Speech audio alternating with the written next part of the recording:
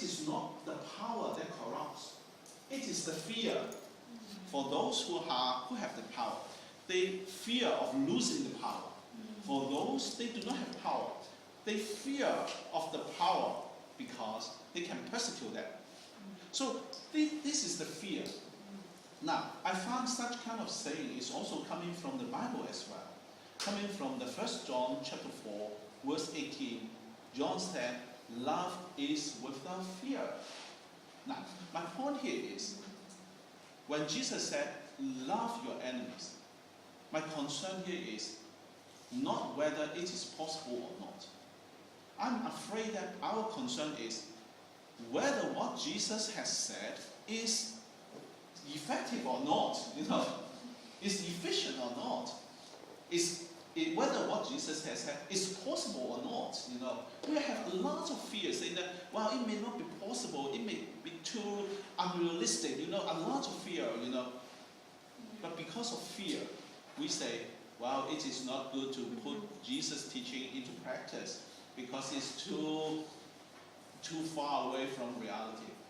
Because we are more concerned about what, the effectiveness is concerned. So that's why when we are talking about the peace, we should know that our concern should get rid of our fear.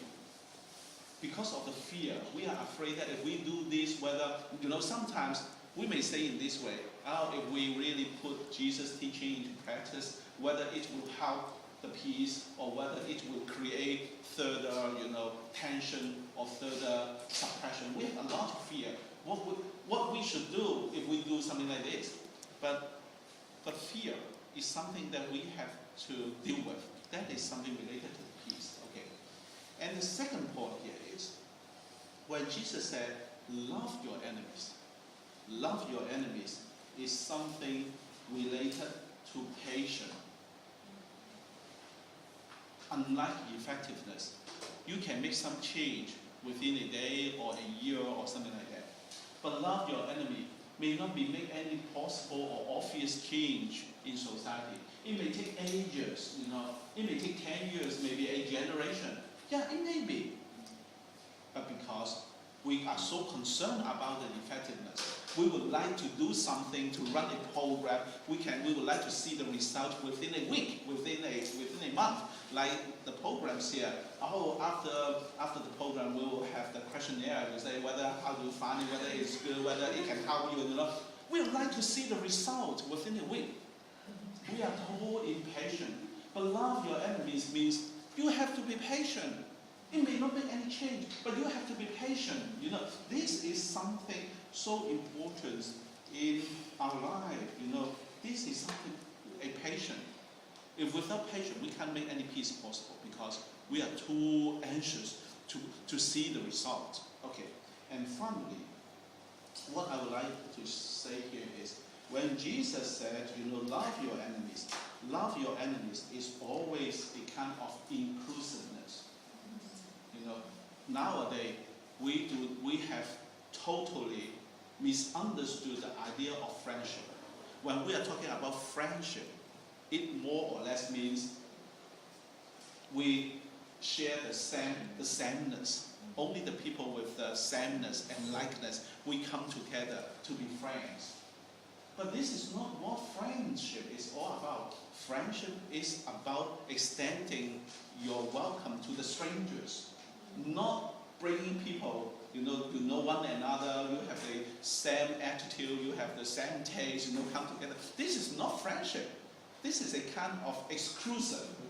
But nowadays, we are talking about friendship is understood in terms of exclusive, not in terms of inclusiveness. So this is what Jesus said, love your enemies is something like that, And lastly, I just want to mention one thing. Is coming from the word of Aung San Suu Kyi. And she said, there is a lot that we can do to achieve what we want. We should not see ourselves as helpless and totally in the hand of the powers. Some of the time, we know that the difficulties ahead is so healed, that we cannot see any possible or other options. But Aung San Suu Kyi always mentioned that we should not see ourselves as helpless and totally in the hands of the power. Even though this may be true, may be the reality, but we have something else. That is what we say our moral capital. We do not have the political capital, okay? We do not have such kind of political powers, but we have the moral capital that can make some change in the society. It may take ages, it may take time, we do not know, but this is something that we should strive for. So this is what I'm trying to say from this perspective, when we try to understand what Jesus has said, love your enemies. It is not just about a matter of how to love your enemy, but it's something more deeper than this. That is our sense of fear, the sense of patience, a sense of inclusiveness, a sense of moral capital.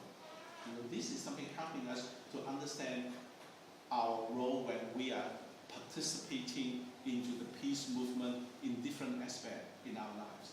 I have just got a copy from the CCA talking about the peace, justice. One of the issues we are talking about property. What does it mean when we are talking about peace in terms of elimination of property? We have to be honest. It may take ages and even 1 or 2 generations to eliminate the property, even though maybe we can't do it. But when we are talking about peace, we are talking about patience. You are not just only calculation, the effectiveness, the result. Otherwise, you do not need to pay attention on the moral capital you have had. You will work with the government. I'm not saying that working with the government is wrong, but you will use different kind of means, no matter whether moral or immoral, to make things happen. This is something that we have to pay attention to. Okay, so I can't give you a through argument of what I'm trying to say. Just to point out some of the issues for you when we are talking about the peace study or peace life in our life. Okay, so thank you very much for your patience.